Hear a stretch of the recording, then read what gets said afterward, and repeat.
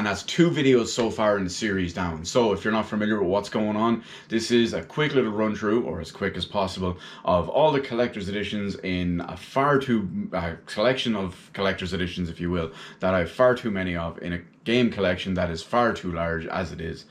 We've already published and uploaded videos for the stuff on the Nintendo consoles and on the Microsoft consoles. So next up, we're going to have the Sony consoles. We're going to run through everything on there, so be sure to check out the other videos. This is going to incorporate a couple of different Sony platforms. Off the top of my head, there's PS2, PSP, PS3, PS4. I don't think I have any for the PS5 because, you know, PS5 got no games. And I don't believe I have any collector's editions for the Vita. All like 4 games I have for it, or 6 games I have for it, whatever it is. But anyway, enjoy. In case there's some different ones you've never seen before, or just some other random stuff, or whatever it is. And be sure to check out the other ones. The Nintendo one is already up. The Microsoft one is already up. This is going to be the Sony one. And next and last, but by absolutely no means least, we're going to have the PC/other one. Because yes, there are physical PC collector's editions, lads. This is going to be a big one for many people. We have the special launch set of Silent Hill 2 OG back on the PS2. We always love it because, well, it's Silent Hill 2, you know, a masterpiece within itself. I have other stuff like with the likes of Eco and Shadow of the Colossus, but because those were just the generic versions of the game as it was at launch, at least anyway, like it wasn't a special edition like this was, so I don't include things like that in here.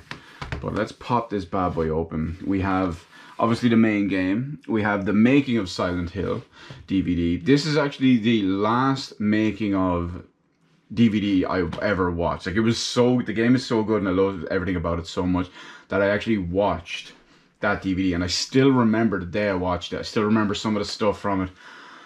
Like how they were struggling with one of the character designs for an enemy, and it was dark in Japan and it was rainy and it was cold out, and one of the guys just came into the office and he was wearing a hoodie with his drawstrings like pulled extremely tight so you could pretty much only see his eyes, and he had both of his hands in like the one giant central pocket, and the enemy designer looked at him and just said, okay, I can create an enemy off this. And you know, that's one of the most common enemies throughout the entire game. We have a big, I think it's technically a sticker, welcome back to Silent Hill. Although it doesn't connect to the first game in the traditional sense. You have, I think this is a manual. Yeah, manual in there too, so we'll just get all that back in. And of course, good old registration card. Remember when you have to post them off? Feels old, man. But that's it. It's a bit basic. It's a bit, well, let me get that in there. It's a bit basic on there, but it is technically a 2-disc special edition, and because it's Silent Hill 2, it's definitely worth including on this bad boy. And since PS3 was only really useful for exclusives back then, and maybe one or two other games like LA Noire, Final Fantasy 13, and well, I think that might have been it. But you know, other than that, it was just useful for exclusives. So we had the collector's edition of Agarest 2, Generations of War. Now, there's nothing big or special or anything. Well, we got waifus, of course, for days included in this. It's one of those Ghostlight ones that has the like built-in sleeve, kind of like Persona 3 Portable. Was it Persona 3 Portable? I think it was Persona 3 Portable. But we have an art book, which naturally, because it's an Agarest game, is just full of waifus. If you've played this game, you know it's not a waifu simulator or anything like that. It's just play the game, lads, or just look it up on YouTube. You'll see I'm not a horn dog. I mean, I kind of am, but that's not why I buy this game. Slight little poster with waifus and stuff on it too. I mean, we just call them waifus, you know. They're, yeah, you get the deal. We got some art cards,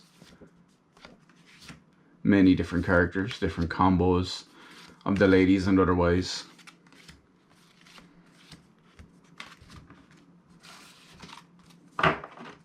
We'll put all that there, and then we just got the game itself. Nothing special about that, so we won't worry about it. But it's from what I remember, it's an okay game.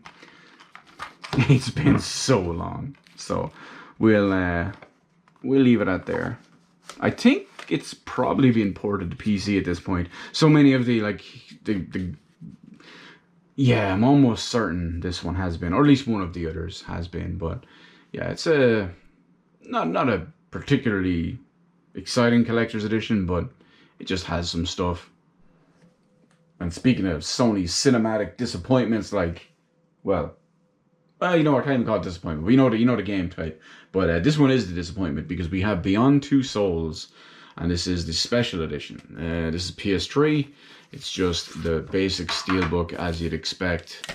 Nothing crazy on it. You got Ellen Page, and then on the inside we have a whole load of nothing. There's a code in there for something that's probably an extra chapter or something along those lines. No book, no anything. Just Ellen Page, Willem Dafoe, and David Cage's probably worst game.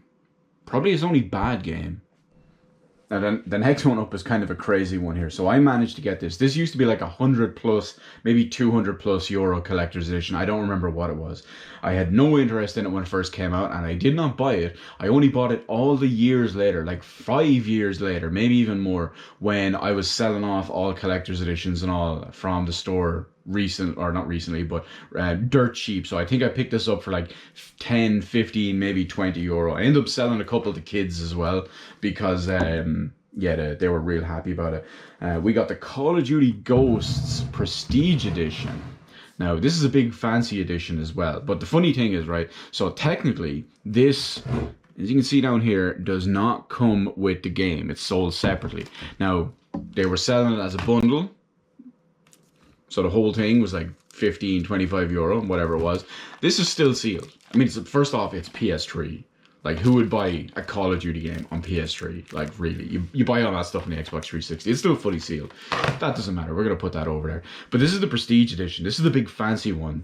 The big expensive one with the big cool stuff. So let's just slide this bad boy apart here.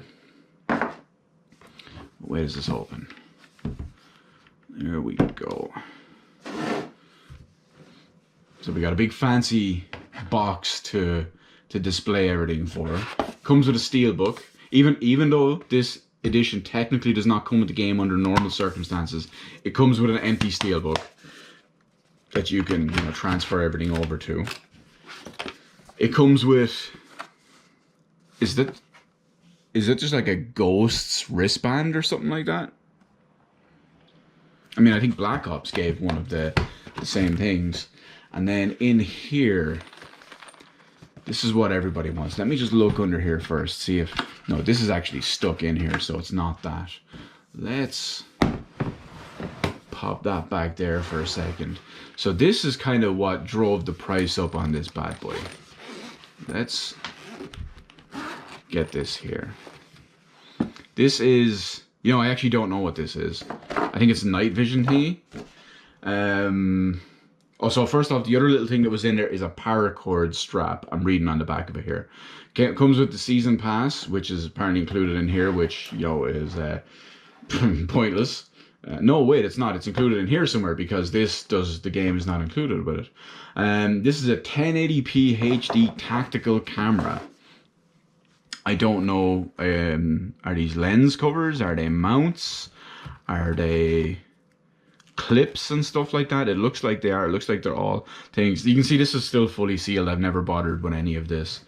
So you have a 1080p tactical camera. You know what? It's really funny. One of the lads I work with loves airsoft. He spends hundreds, if not thousands of euro on airsoft guns. Like, he buys like a standard airsoft gun. He'd buy a cheap one would be about 400 euro. He has a couple of good expensive ones, which are like $1,000 a piece. And he goes airsoft every week. I think he would love this. He's got his full military get up and all as well. So he could put it on like the side of his helmet or something like that. Or get that cool perspective when they have it on the barrel of the gun. So that would probably really work well for him. But I mean, at the end of the day, this was what, oh my god, was this like 10, 11 years ago? It was so long ago. But the point is, I could just give him like the GoPro or something like that. You could just get that. Hell, I'm sure any electronic store sells knockoff GoPros that would probably be better than what's in this bad boy. But hell, the only reason I bought it, it was super, super dirt cheap, just as clearance. There's one other one we'll see at some point in this video too, which doesn't actually come in a box, but it just has, I don't think you even have all the fancy collector stuff for it, but we will cover it eventually. Oh, and it's an even more worthless and useless game than Call of Duty Ghosts on the PS3. Ah, Square Enix with the Final Fantasy X and X-2 limited edition on PS3. This is one of those games I bought way too many times. I have Final Fantasy X on the PS2. I have Final Fantasy X on the Final Fantasy X-2 on the PS2. I have this limited edition of both of them on the PS3. I have the Vita copy as well. I'm almost certain I have it on PS4. I'm not, yeah, I do. I have it on PS4 and I have it on PC. And you know, just to add a little bit of insult to injury, I've never properly played the PS3 version, the PS4 version, the PC version. I put a bit more time into the PC version or the Vita version, mainly because I have a 100% file on Final Fantasy X on the original. But anyway, we have the limited edition. It's in a nice little double box here, which the PS3 is. Oh god, I hate when they do this. Which the PS3 is.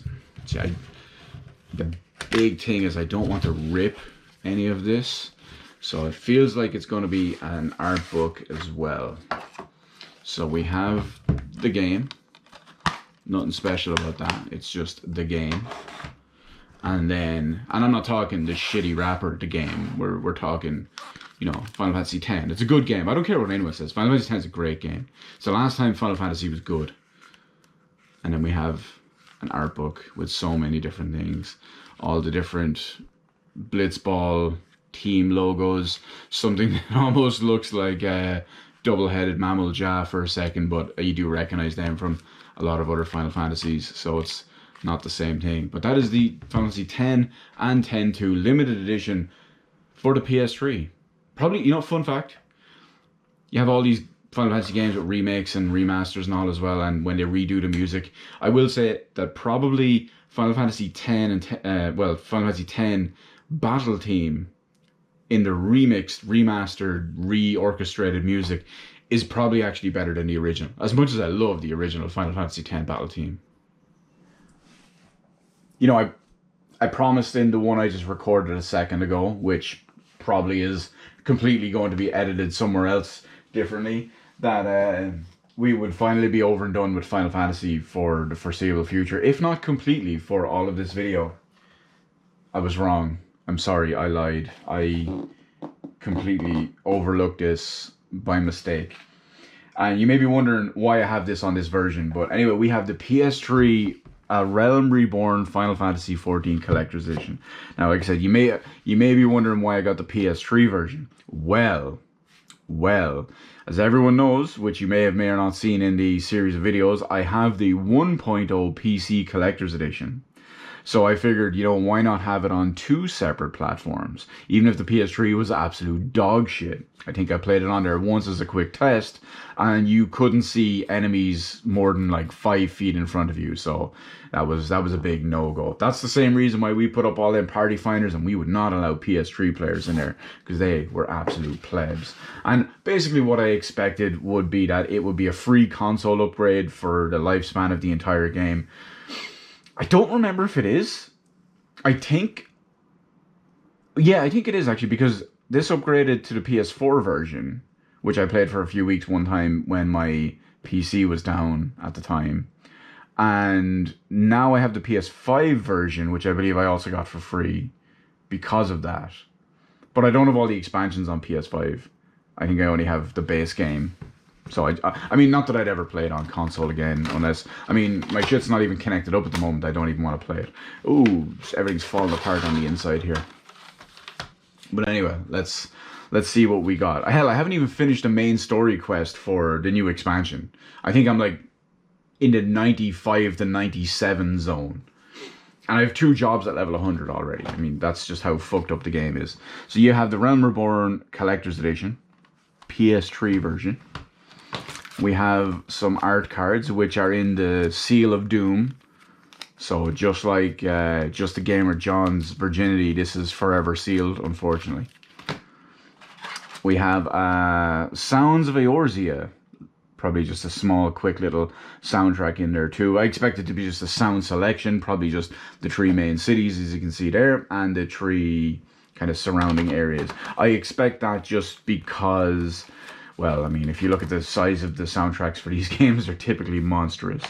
It actually comes with a security token, which if you've, it's a, get out, it's a team security token, Realm Reborn.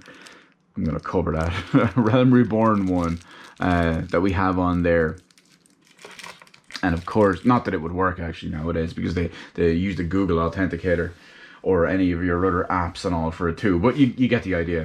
Which would have been nice, because when this came out, if you've ever watched my Final Fantasy XIV 1.0 PC portion of this video or this series, you will understand why that would have been really handy if I didn't already get one from the other. And then in here we have a nice little art book. Oh, let's I'm trying to open this in a funky way. Wow, it was upside down. I guess I was doing it the correct way originally after all. We have the art of Eorzea. We got some Hures, who's totally not lightning. We got some Elizin, or as we call them, Tallafels. We got some Rose. I don't know what they're doing outside the mines. Chapter 2, we got the classes. We got the Gladiator. Gladiator is the important one, because I am part of the Lalafell Master Race, which has upgraded using my job, my class, to a job where I am now a Paladin. Or more specifically, a Laladin. But that is this one here. We won't go through the entire art book. We'll get all this bad boy back together, and I think for real we might actually be done with Final Fantasy now. Off the top of my head, between the stuff that's beside me, which is about 50% of what's left, and the stuff in the other room that I still need to bring down, I believe, off the top of my head, we are finally done with Final Fantasy. Very, very disappointed about this next one. If anyone's played it, you know why. Haze on PS3. Now, pretty much this is the entirety of the collector's edition. It came with, it's a little vial down here as well. I think it was of amber or something like that. I think they call it amber or honey or something like that in the, or jelly or whatever it was in the game. And it's just gone. I can't remember why, I can't remember how.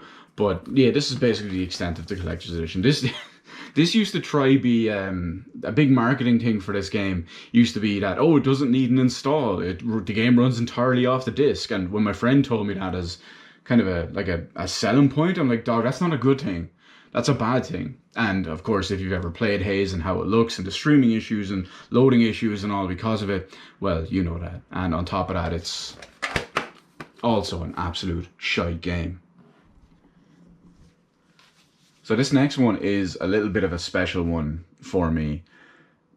I guess it's still pretty much a collector's edition. It was paid extra for at the time, not by me, but I already had a copy of the game and someone was trading this in and they didn't have the collector's edition or whatever this one was when I was buying it. But we have Heavy Rain. Now, the cool thing about this particular one is it's one of those, artistic cardboard sleeves and all as well. We'll get to in a second. But it's all textured. That's not actually like dirty and sticky. It's not like I've done whatever to it or spilled whatever to it. It hasn't been in a jar or anything like that. Just like all of Teo's stuff. But it's just, it's Rain. Like if you boot up Heavy Rain, when one of the company logos and all is coming up, it has all of this. So yeah, it's like that. So I have a vanilla American version of Heavy Rain because Heavy Rain came out while I was in the US back in the day. And I picked it up there, but then they only had the regular vanilla version in Walmart. So I have that. And then when I got home about a week or two later, someone I knew was going out to trade this in. And I said, listen, whatever they're going to give you cash for, I'll give you. And I can have that. I still have my American copy there, but yeah, so anyone who knows me and anyone who's been on the channel a long time and knows what I've talked about with Heavy Rain and how important it was to me at the time, etc. as well, like what it did, what it didn't do, why I loved it, all that. It was, I won't get into it now, but it was it's one of those things, you know what? For anyone who knows one of those Bioshock moments, which I've explained on the channel a ton of times, this game was probably involved in my biggest, or at least one of my top 3 Bioshock moments. I'm not going to explain that for those who don't know, but, you know, maybe, see, this is already used. Apparently someone wrote it down, someone wrote a different code or something. Yeah, I don't know. He used this. Oh, wow, I didn't even notice. I have, so this is the origami, and it shows you how to make it. It actually shows you how to make, there should be something else to show you how to make it too. But I have made the origami one from my American copy. It's still together. It's kind of loose at this point, but it's still together in the other room. I could have brought it in and put it in for this, but I don't think I'll bother. But yeah, maybe if you're familiar, if you're curious about it, curious about what a Bioshock moment is and how it involves, there's what it is for Heavy Rain and all too. I might not go into the full details of what the Heavy Rain specific one is. It's been all this time and I'm still low-key salty. It's one of them things you never fully get over. But yeah, if you're curious, ask what a Bioshock moment is in the comments, and we'll explain it there at least.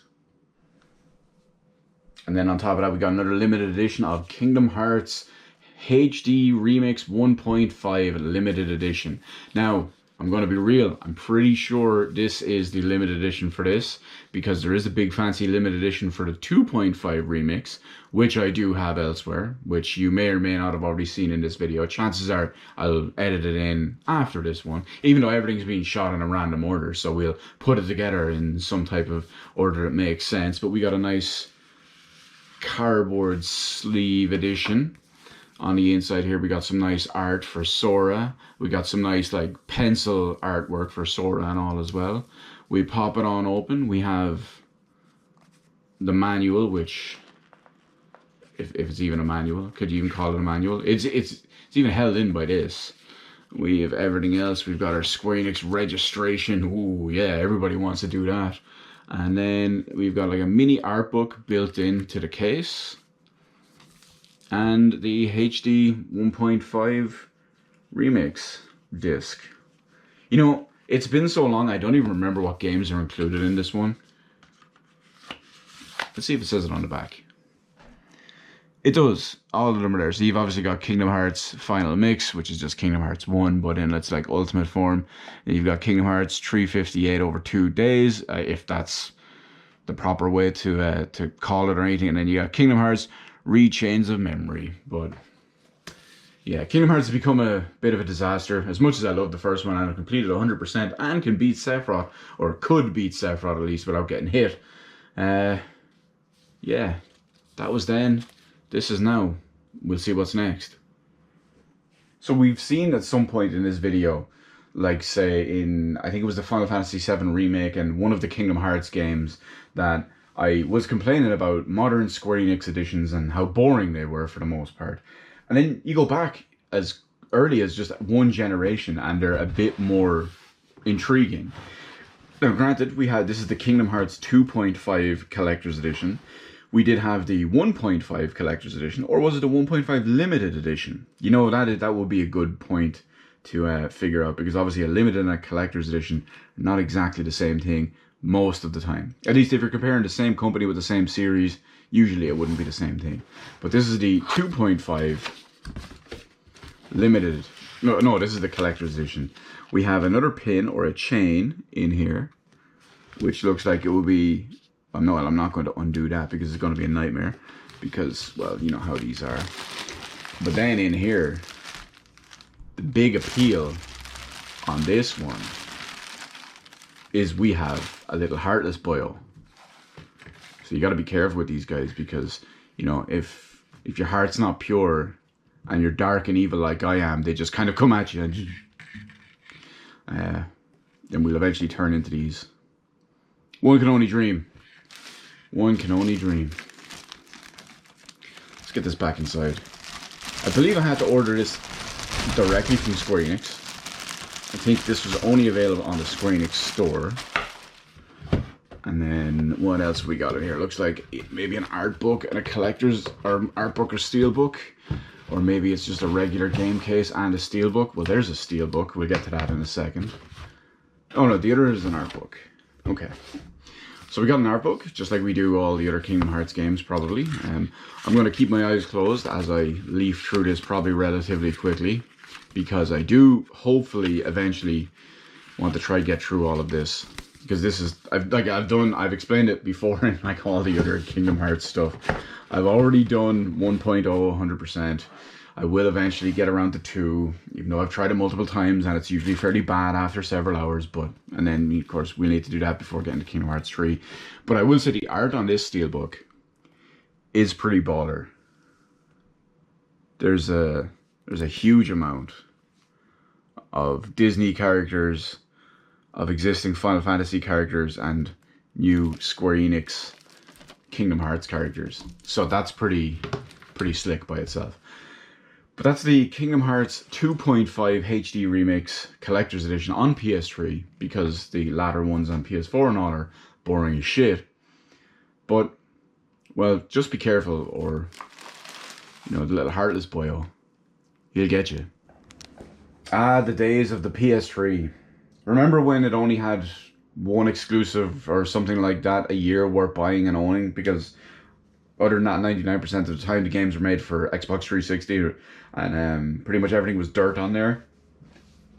Ni no Kuni: Wrath of the White Witch was not one of those situations. This is the Wizards edition, a game that it's actually a really good game. It's a great game. I like it. I could be talking like Trump. It's a good game. It's the great game. It's the best of the games. You know, it's the biggest game. It's my favorite game. It's an American game. It's actually a Japanese game, but you know, you see the point. But it's actually really cool. Ni no Kuni: Wrath of the White Witch is a good game. I recommend it to anybody who likes RPGs.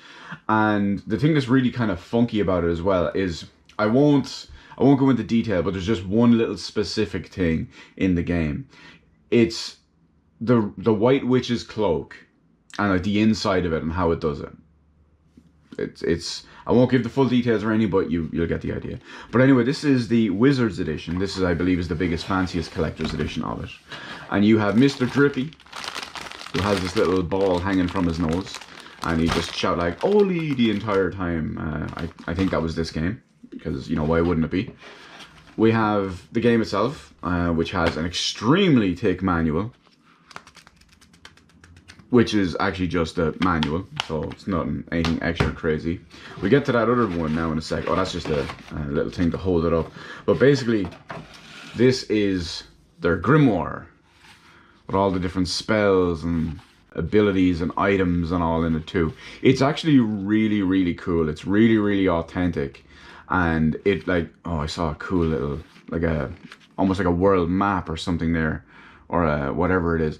But it's really cool. It's one of the things I think in like collector's editions and stuff like that, some of the books they can come with them, or notebooks or whatever it is, are just so high quality in certain circumstances that they do feel like the biggest and coolest things in them. Like, this is hands down one of like the top 5 things included in any collector's edition I have, in not just this video, but in this whole series of videos, which is basically all the collector's editions that I own. And I mean, you've got this, you've got the Final Fantasy 14 1.0 collector's edition little notebook journal thingy that includes in there as well. It's just things like that. They're really extra and really cool, and it's just when they're made well, they really feel like it. And it's, unfortunately, it's not often that used to happen, and it's even less frequent now because collector's editions have just become far more mainstream. They've become just a marketing commercial tool and business icon and all of that stuff. Now basically everything has multiple editions. It's a lot of bullshit. So I consider this next one an absolute steal, simply because the game is shite, but the edition, when I picked it up, was on clearance. So it was the big special top of the line edition, which I won't name right now because it would give it away. But it came out at something like 120, 130, 150 euro or something like that. And even though I knew the game was shite and didn't want it, I just had the chance to pick up the collector's edition for dirt cheap. I think it was 20, maybe 25 euro. But either way, It is the Resident Evil 6 No Hope Left edition. Now, as everyone knows, I hate Resident Evil 6. It's my current worst game of all time. This came with a steelbook, which you can see is still fully sealed because there was no way I would ever dream of playing this game again, let alone I played it on PC, let alone try to play it on a fucking console, a PS3 of all things, the worst version of the whole thing. But then it also comes with a Tall Oaks No Hope Left, home of Ivy University, what are these called? License plate thingy. It comes with a Resident Evil 6 bullet. I think this is actually just a USB key or something like that.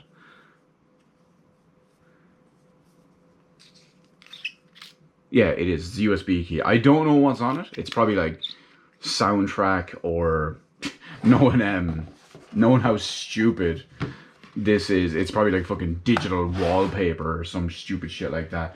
I don't think it came with anything else other than, I'll get a big picture of this spread out separate somewhere and all as well. But it actually came with a hoodie. A Resident Evil hoodie. It was a little tight on me at the time. Now, having said that, I'm less muscular now, but I'm also a little bit fatter and overweight now. So I'll get like a big picture of this spread out on the back of a door or something like that, or, you know, on a bed or something like that, just so you get a proper look at it. But that was the No Hope Left edition. Shite game, expensive edition, which I got dirt cheap because they were on clearance. And speaking of good games, Tales of Grace's F, probably the best combat system in any Tales game. So this does have a collector's edition. I think it was just a launch edition really, because when you'd buy it further down the line, it would just be the game itself. So you have the game, which comes heavily stacked with multiple discs, including soundtrack and behind the scenes, because it's on a Blu-ray. It's because it's PS3, yo. You got a registration card.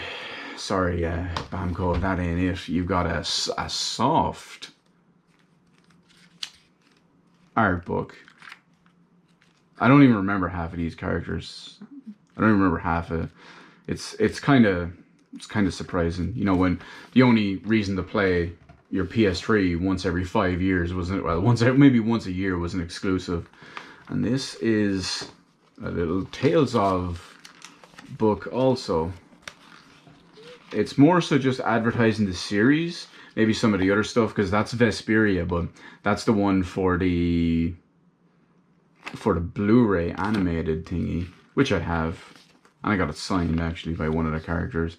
So yeah, it's just going through other stuff, basically just an advertisement for the Tales of series, thanking you for purchasing the Tales of series and being interested in the whole thing.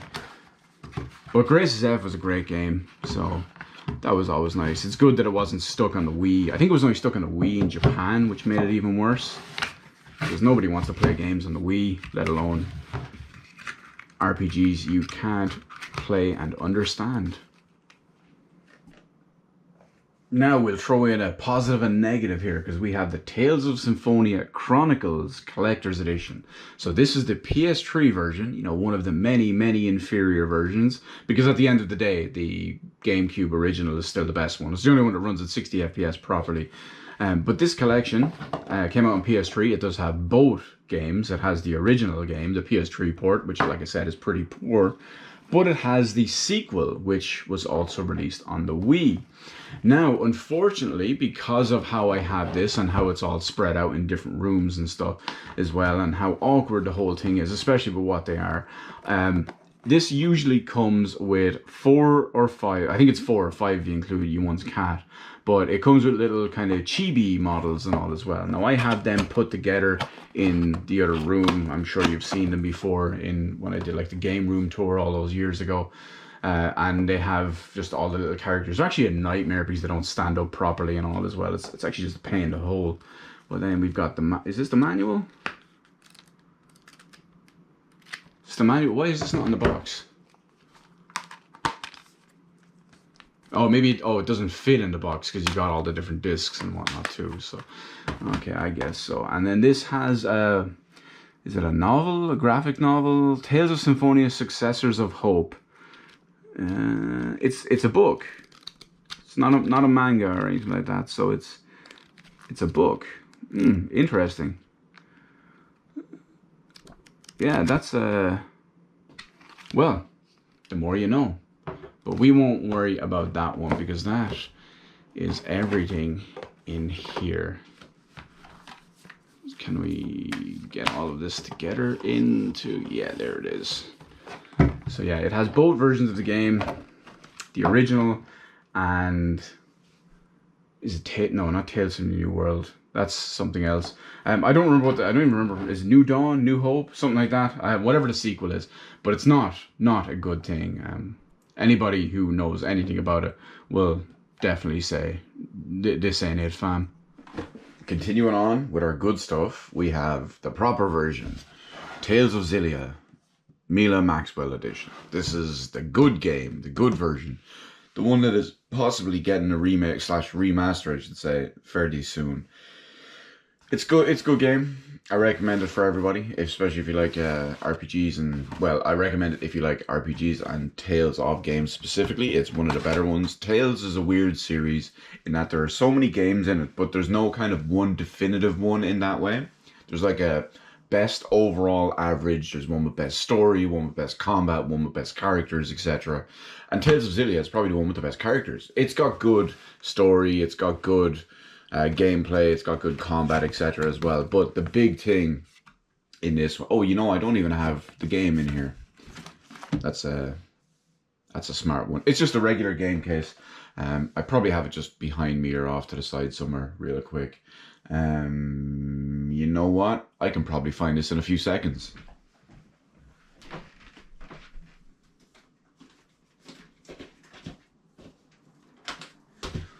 I was right. But anyway, we have Tales of Xillia. This should be in here, I guess.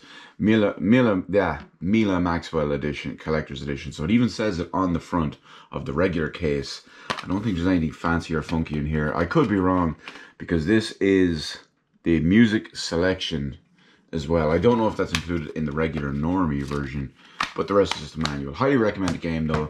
It is, like I said, the one with probably the best characters and stuff in it, and the best dialogue between them all. But in here we do have a little bit extra. We have a book, The Art of Tales of Xillia, with our bae, Mila Maxwell.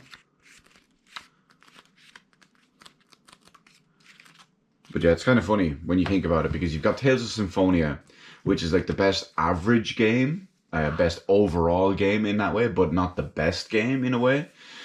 Because it doesn't have the best characters, like, say, Xillia does. It doesn't have the best combat, like Tales of Grace's F does. I guess those are the two main other things. It doesn't have the best story, because I think it's probably Tales of Vesperia or Tales of the Abyss does. So it's wild in that way. But in here as well, we have our Mila Maxwell figure, which we all love, because everybody loves a good waifu.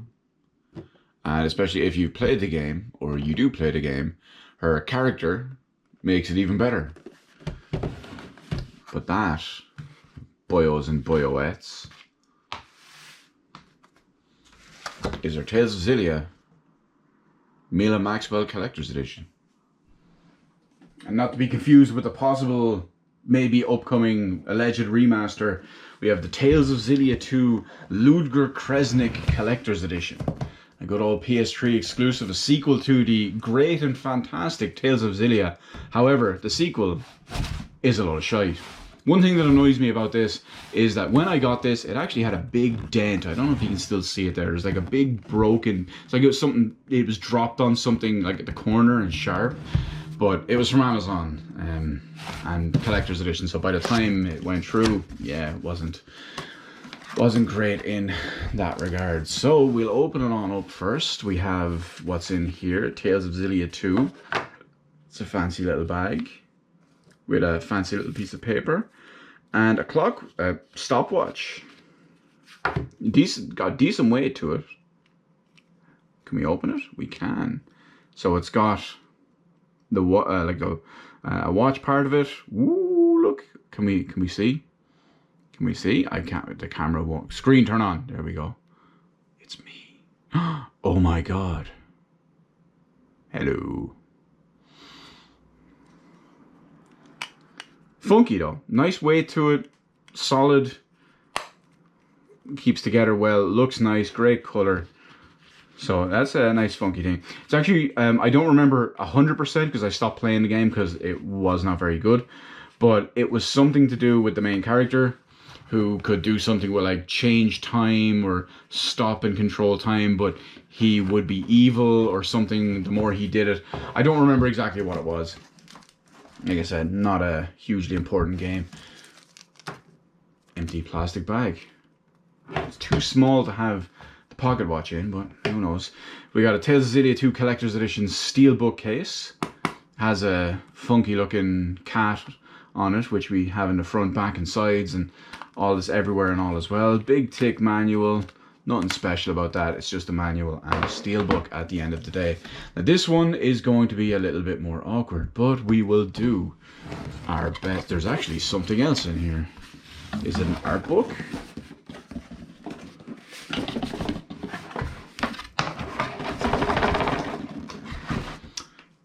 We're going to pause this for a second and I'll make this happen. Holy fuck, that was a big awkward job and a half. Like I was basically, it was fitting in so tight. I was pulling from here because it's the only way I could get a grip, and I was afraid I was just going to rip this whole thing the entire time, but that's beside the point anyway. So in here we have our, what's his name? Ludger, is it Bill or Will Kresnik? It's ye old English writing. We can't read it properly. That's where it got dented on the front. So that's the way I went it in. It's dented like a Nintendo fan's head with their smooth brain and all too. But we also have a collector's edition of our Art of Tales of Xillia 2. So this is funky because it's got Tales of Xillia 2, but as far as I know, so it does have some Tales of Xillia 1 characters on here as well. But from what I remember, they only play small cameo appearances in there as well, which is a shame because, you know, let's just take a quick look at something. Jude Mattis. Okay, page 26. We're going to jump to page 26 because this includes Tales of Xillia, which has great art and whatnot too, and you know, we're not talking Tio art or anything in there, but it has one of the best designed waifu characters ever, Amelia Maxwell. I'm not a fan of her outfit in this game with the different color change and the hair color change a little bit. I mean, she was blonde and all in the other, but she had green tips. Play Tales of Xillia 1, it's much better, but it's a nice collector's edition. It's actually reminiscent of the Tales of Xillia 1 collector's edition, which I haven't filmed yet, but we will probably have filmed and edited in right before this one. So next up we'll get a little bit of a divisive one in here. And this one's kind of crazy because there's actually 4 different editions of this game. There's the big fancy cool collector's edition, which I couldn't get my hands on because it seemingly wasn't available in my country, or at least from any retailers that I could find, and no one was willing to ship it from other countries that I could find it in. Then the other 2 versions, well, one of them is just the vanilla standard edition, and the other 2 are pretty much just alternate versions of the same thing. So we have the one that I have, which is The Last of Us on PS3 Ellie edition. Now this one's especially funky because this is my original edition. It's signed by Nolan North, one of the main antagonists of the entire game. And then we have Troy Baker as well. So next I just need to get Ashley Johnson, get her to sign all the way down here, and that'll be all funky. So this is the Ellie edition. We'll get into it now in a second. The other one is the Joel edition. There's also a Pandemic edition, which was the big crazy collector's edition one that I mentioned that I couldn't get my hands on. But there's also the Joel edition, which is basically, it just says Joel edition, and it has a different cutout with Joel's face instead of Ellie's face. But let's get into here as well. So this one is packaged a little bit differently because it's packaged kind of like a survival pack that they would carry in the post-apocalyptic world, the post-pandemic world, the Last of Us world, if you will. This is empty. It's probably something that should have been in some of the other ones. But firstly, we have a Last of Us poster. I don't know what it is, but... oh, it's the art from the front of the Ellie edition. put it sideways, it's kind of difficult to see, but it doesn't specifically say LE edition on the poster, so it makes me wonder if the Joel edition poster is the same as this, or if it's just a Joel variant of it. Then in here we have a Naughty Dog sticker, which can fuck off and die, because outside of Crash Bandicoot 1, 2 and 3, Naughty Dog haven't made a single good game until The Last of Us, and haven't made a good one since. And now they're just kind of resting on the laurels because they're just The Last of Us factory. And one of the games is one of the worst written and worst developed and worst character driven stories, narratives, etc. ever. And then we have a little comic, which has some absolutely super questionable, dodgy artwork. I don't know who drew this. Well, there's Druckmann, Hicks, and Rosenberg, so chances are Druckmann just wrote it, and someone else of these two probably drew it.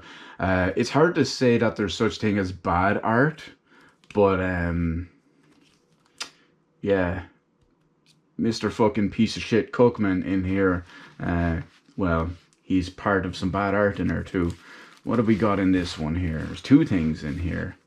So firstly, we have, remember skins? Skins for console controllers and all as well. Like, this is ugly enough as it is. I'm trying to hold it so that the light doesn't murderize it here. But this is ugly enough as it is. But other than like an actual use case, because as everyone knows, the DualShock 3, the PS3 controller, is an absolute load of dirt to use. It feels bad just to use in general, especially the L2 and R2 buttons. I mean, it was nice that it had pressure sensitive face buttons, but you know, we all know how that went, just like the PS2. Although they're actually used on the PS2, the PS3 was just kind of keeping it at first and then eventually got rid of it. But it's just ugly enough as it is. It's got like the Ellie face and all on it. It's ugly enough as it is, but it could be worse, because even though the PS4 controller and the PS5 controller are better to use in a like usability and design case, they would be much worse to have an equivalent of this on, because of the horrible ass like touchpad and the light bars and all of that stuff. They would look so much worse. Like, this looks bad as it is on a PS3 controller from what we can see here, but it would look so much worse on a PS4 or PS5 controller. But even though they're better to use, this is just ugly and hideous, and it's a good thing skins, for all intents and purposes, have just kind of fucked off and disappeared. So what do we got on here? We have a Last of Us art book. This is the scene from the... Oh, no, it's not actually. So this scene isn't in the game itself. I mean, that makes perfect sense that Cookman went on to do something like this, and just like he did with the fake Last of Us 2 trailers, yeah, I mean, it makes sense he would lie and mismarket all of this stuff as well. But let's see what we have in here.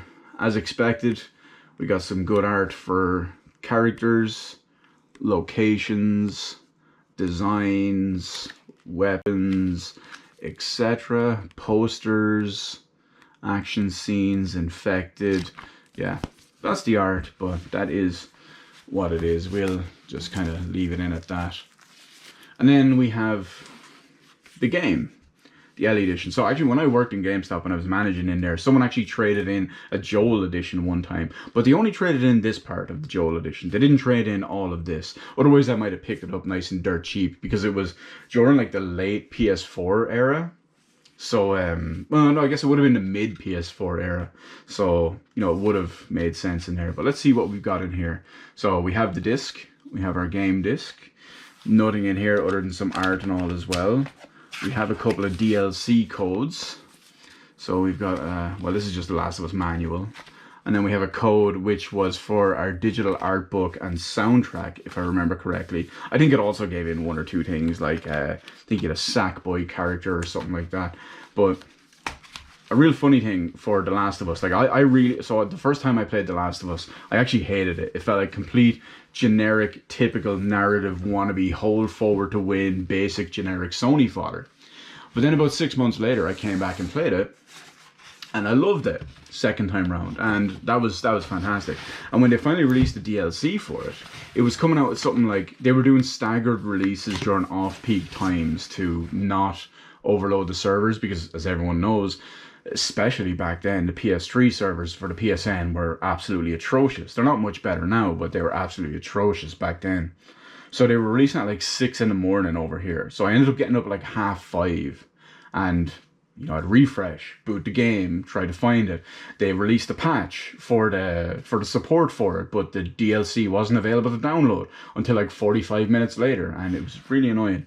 But yeah, it was okay. And it turned out it's an average edition in that way, but the game itself is fantastic. I wouldn't call it a masterpiece in any way, shape, or form like everyone else does. And of course, the second game is one of the worst things ever. But I mean, it's the last time they did something right. Yo, the PSP was wild for editions of games. I don't even know if this was a collector's edition. It was just, hey, here's some extra funky shit from what I remember. But we have Final Fantasy VII Crisis Core. Not a especially big collector's edition. In fact, it looks like it only has 2 things in the fancy box, one of which is the game. I think I have included in one of my other videos, I think I do the one where I show off all my handhelds, where I actually have a special edition of this game, where it's all foil, and it's like a reflective silver case and all as well. So yeah, go look at that somewhere on there. I think I go through the whole thing. Maybe I do, maybe I don't. And we have the art of Final Fantasy VII Crisis Core. While not an especially good game, naturally you've got the good art in here as well. You've got Ares, not Aerith. Just take that, everybody, with your stupid, shitty Final Fantasy VII remakes. Yeah, Final Fantasy Crisis Core, it doesn't have a special place in my heart. It just has a special memory to me in a way. Because when I crashed my motorbike back in 2008, I was stuck in bed for months. And I was stuck in bed in a home that I did not live in. So all my stuff was elsewhere. So I had almost nothing to do.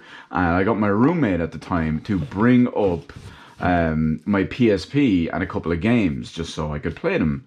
And Crisis Core was the first one I lie down, whatever it was. I was stuck in bed. So I was sitting there playing that. I played this from start to finish. And that was the first big one. Even with this exact edition, this one in my hand right now.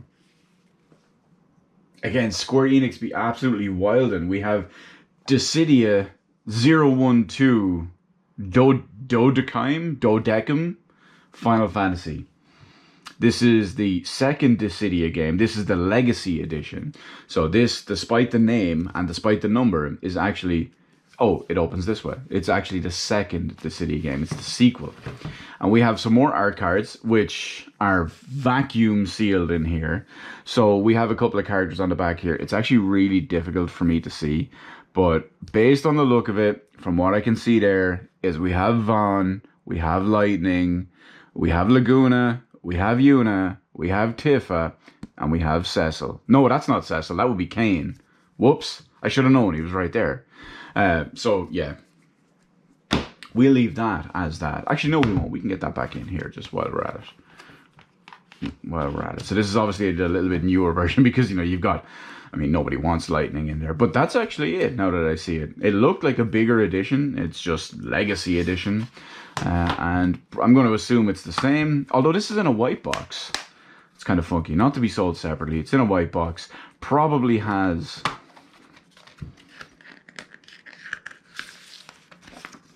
No, wow, they really cheaped out on that one. But anyway, I'll get all that back together. That was a pretty basic edition.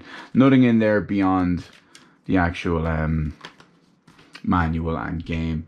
So that's disappointing. But Square Enix were wild. Now this one actually says limited collector's edition, unlike some of the other stuff. But we have Dissidia Final Fantasy. I believe this is the first one to come out. So this actually says limited collector's edition. So I believe I did pay extra for this one with some of the stuff on there. So we have whatever this is. It is...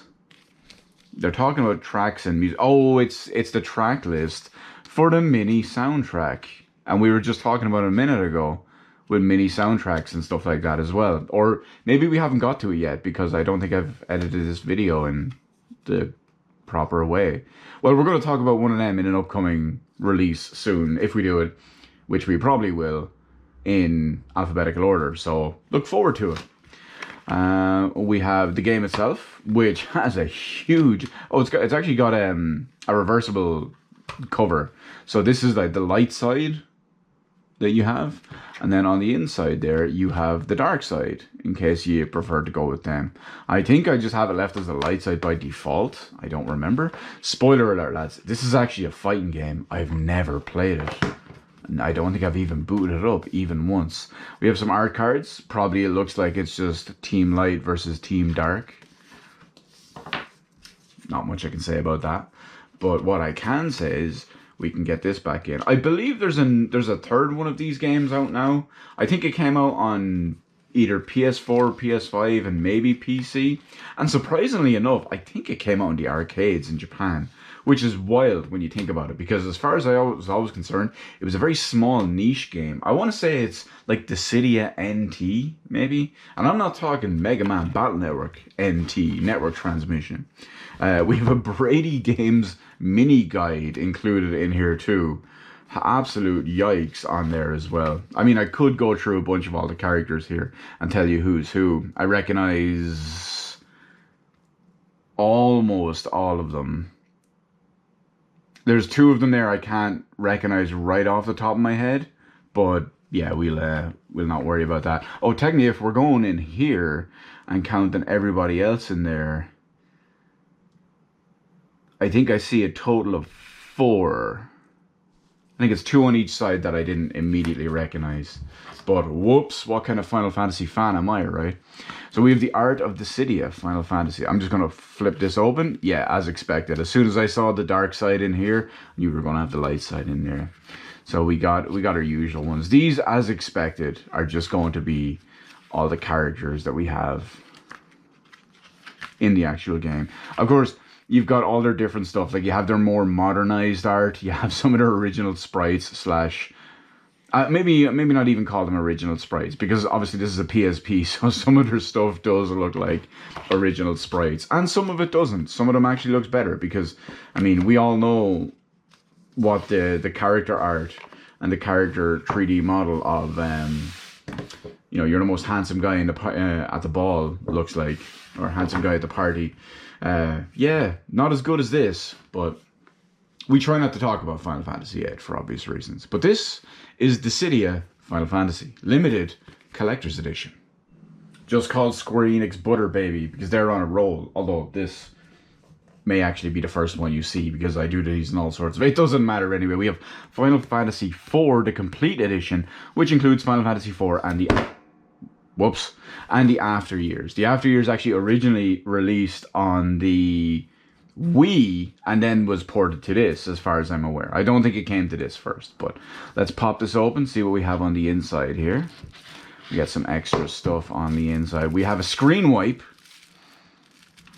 because this is, of course, for the PSP, which has, wait for it, a screen. We have some art cards for Final Fantasy IV and the After Years. Unfortunately, it does not show,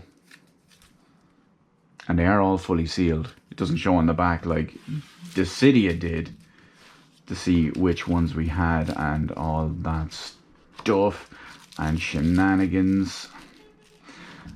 And then let's see what else we got in here. We've just got the box for the game. That's it. Final Fantasy IV, the Complete Edition. Yeah, nothing special in there. It's just the game and all that too. But yeah, welcome to a million years ago. White box though. They have been playing a little bit crazy with that stuff. And then, because we love doing these in all sorts of weird and reverse orders and stuff, we have Shin Megami Tensei Persona 2 Innocent Sin. Now this is, again, is the normal edition, the launch edition, the collector's edition, whatever it is. This was all that was available at launch anyway, so I picked this up when it came out over here. Then shortly after, before I even got a chance to play this properly, I found out that Persona 2 is actually duology, so you needed both games. So I said, you know what, I'm going to wait until the other one comes out, and then I will do that. Unfortunately, the other one, which is Eternal Punishment, because this is Innocent Sin, never came out over here on PSP. Actually, I don't think it ever came out over here at all. But yeah, that's why I've never really got around to it and got to do anything with it. So we have the game itself, Persona 2 Innocent Sin. And then on the inside, oh god, this box looks like it's going to be a nightmare. Let's get all this apart. We have some characters and all on the back. I can't really comment about the characters other than their looks and stuff like that in this because I literally haven't played the game. I don't even think I might have booted it up just in case there's any patches or anything to download. But we have Persona 2 Innocent Sin soundtrack.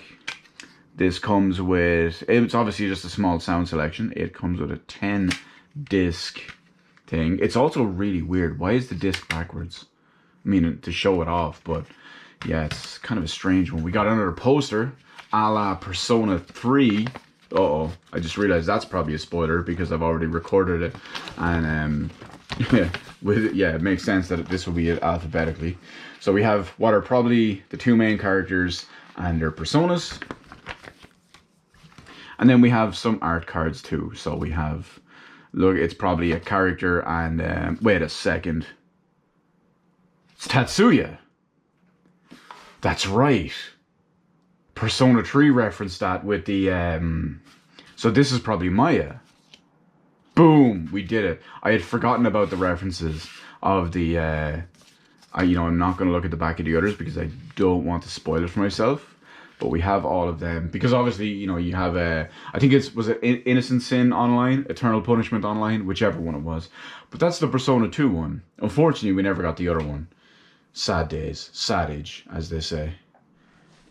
Now, this next one, I don't even know if this is actually a special edition or if it was just a launch edition or if it's just what it came with. But this is basically a very special one to me because this is what kind of got me 3/4 or 90% of the way into the whole series, or you could almost say fully way into the series, because we have SMT3, aka, well, not SMT3, that's not even true. We have SMT Persona 3 Portable. Now, obviously, if you know anything about the differences about Persona 3 or Persona 3 FES versus Persona 3 Portable, I'm not going to get into the details of all of that right here, because we're going to talk about this edition here on the PSP. But I remember I did play a tiny bit of, I tried it once back in the day on the PS2. I think it was just the original Persona 3 version. I don't think it was FES. And then when this came out on PSP, I was like, oh, hey, I remember that game. I'll pick it up. I enjoyed it. I played a couple of hours of it. I was like, wow, you can really tell this is a true high-quality PS2 era RPG. I really need to get in and play more of this. I didn't get a massive amount into it, but it did turn me on to Persona 4 when that was coming out for the Vita years later. And, well, the rest is history if you know the channel. So we have the art of Persona 3 Portable in a small little book. Where's our Mitsuru? We have Mitsuru, best girl, just so everybody knows. Yukari, second best girl. I don't know why Yukari gets the hate. I'm sorry, Storm, if you see this. But yeah, we do also stan Yukari as second best girl. And then we got Tartarus. We got a couple of other stuff in here too. We got the toaster. We got Ken. We got Chihiro is also a bae. Who else we got? We have Chidori. We have Elizabeth. Elizabeth is good. She's no Margaret, but take that, Tio. Anyway, let's see what else we got. We have a nice little poster. One day I should like all these crazy posters that come with them. I should put them all up. We have the Persona 3. I don't know which one this counts as. I don't know if this is just Persona 3, Persona 3 Portable, Persona 3 FES, or just whatever it is one. But we, have a poster for that too. We have some art cards. We have main character Kun. His name is on the back. It's just main character. It's not Yu Narukami. That's two. I think it's Minato. I think it's Minato. We have female main character, whose name I actually don't know. FemC, as they call her, FEMC, instead of MC and FEMC. We got the toaster, I guess. We got Junpei Aori, Stupe Aori, Ace Defective, Yukari Takaba, and Best Girl Mitsuru Kirijo. So we don't even have cards for all the main characters, which is kind of funny. But yeah, it is what it is. And then of course we have the game itself, which is a big important one that everybody loves. Unfortunately, it is a bad version of the game. Persona 3 Portable sucks for the most part. Other than like the Tartarus stuff and the battle, which plays the same, you give up the whole 3D real world and the way the social links work and cutscenes, etc. and all as well. Overall, nobody should play this version of the game. Like, you can literally play the original PS2 versions and they will be better than this. And then of course there's Persona 3 Reload nowadays too. But I do have a very special place in my heart for it because of what it did for me and this series that we all know and love. Switching gears, we got something differently here. We got our first edition, first different edition of a different platform which we haven't covered yet. But we have Tactics Ogre, Let Us Cling Together Premium Edition on the PSP. That's right, the PSP has a couple of baller editions. Not many, but, well, not many that I have at least anyway. But let's go through them. So we have the game itself. What's interesting about this one is that it comes in a black box.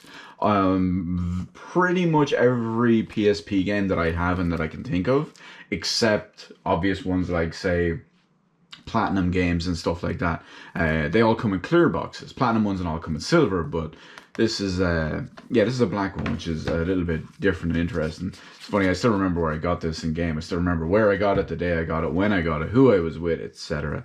And we have an original mini soundtrack. So we have a little fancy Tactics Ogre. Technically, it makes me wonder, it wouldn't be a DVD one, it would still be a CD, yeah, compact disc, yeah, that's it.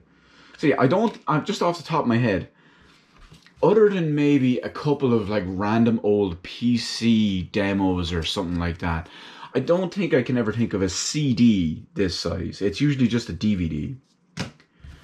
And then we have The World of Tactics Ogre, Let Us Cling Together. Now it's a very small art book.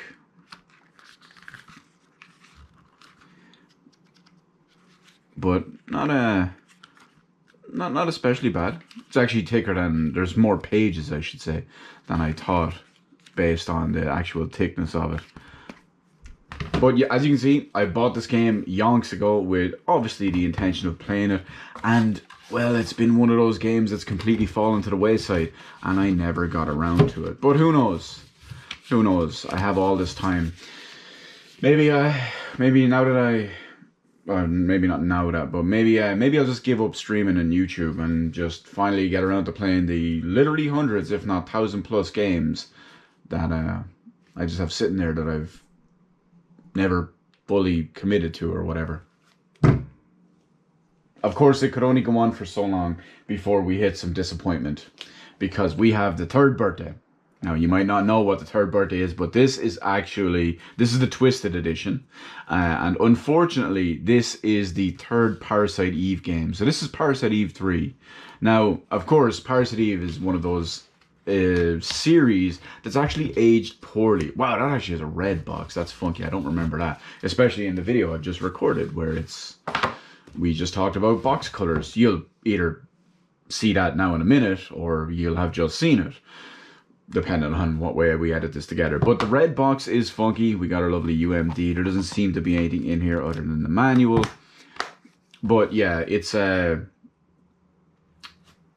Parasite Eve. Parasite Eve is one of those games where the US got the first one, which was great and, you know, holds up a bit better than the second one. Second one's not as good. We got that over here.